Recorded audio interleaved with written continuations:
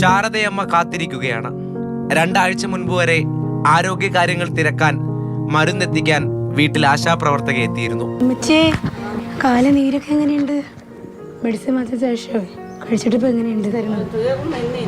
വാങ്ങിച്ചിട്ട് തരാം ഇനി വരുമ്പോഴത്തേക്ക്. സ്നേഹമുള്ള മുഖങ്ങളിലൊന്ന് മുന്നിലെത്തിയിട്ട് കുറച്ച് ദിവസമായി. എന്തു ചേച്ചിയെ മോള് നന്നായിട്ട് ആളെ തിരിച്ചറിയുന്നുണ്ട് കേട്ടോ. ആശാ വർക്കർ പാലിയേറ്റീവ് ആന്റി വന്നു എന്റെ മോള് ചിരിക്കുക. അയാളെ സന്തോഷം കണ്ട. ഇതൊക്കെയാണ് നമുക്ക് കിട്ടുന്ന പുണ്യം. സെറിബ്രൽ പാൾസി രോഗബാധിതയായ ആരഭിക്കും ആശാപ്രവർത്തക ശാലിനി കൂട്ടായിരുന്നു. ആരബി എന്ന് വിളിച്ച് സൗണ്ട് കേട്ട ഉടനെ ഇവരുടെ സൗണ്ട് കേട്ട ഉടനെ ഭയങ്കര ചിരിയും ബഹളമാണ്. പിന്നെ ശാലിനിയൊക്കെ ആണെങ്കിൽ ഭയങ്കര കമ്പനിയാണ്. ഞാൻ അങ്ങനെ ചെയ്യുന്നു. അതുപോലെ തന്നെ വന്ന് നോക്കുകയും മോളെ തൊടുകയും പിടിക്കുകയൊക്കെ ചെയ്യും. അങ്ങനെ ഒരു സന്തോഷമുണ്ട്. ഒരു നമുക്ക് ഏക ആശ്രയമാണ്.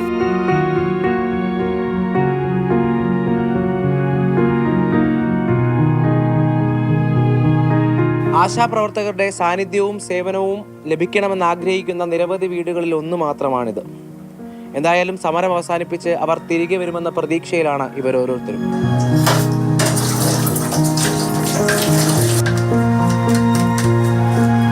അടുക്കള മതിൽ നിറയെ പരിചരിക്കുന്നവർക്ക് നൽകേണ്ട വാക്സിന്റെ കണക്കുകളാണ്.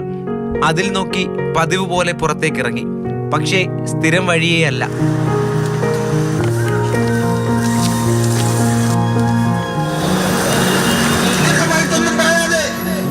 ഞങ്ങളെ കാത്തിരിക്കുന്ന കുഞ്ഞുങ്ങളുണ്ട്, ഗർഭിണികളായ അമ്മമാരുണ്ട്, കിടപ്പ് രോഗികളുണ്ട്. ഞങ്ങൾ എപ്പോൾ വരും എന്ന് വിളിച്ചു ചോദിച്ചുകൊണ്ടാണ് അവരിരിക്കുന്നത്. ഞങ്ങളുടെ സമരത്തിന് അവർ അവിടെ ഇരുന്നുകൊണ്ട് പ്രാർത്ഥിക്കുകയാണ് ചെയ്യുന്നത്.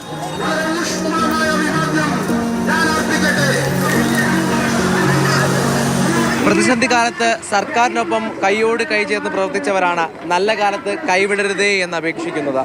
അവകാശങ്ങൾക്കായുള്ള സമരം ഇവിടെ തുടരുകയാണ്. രാകേഷിനും രതീഷ് വെൺപകലിനുമൊപ്പം രാഹുൽ ജി നാഥ്, മാതൃഭൂമി ന്യൂസ്, തിരുവനന്തപുരം.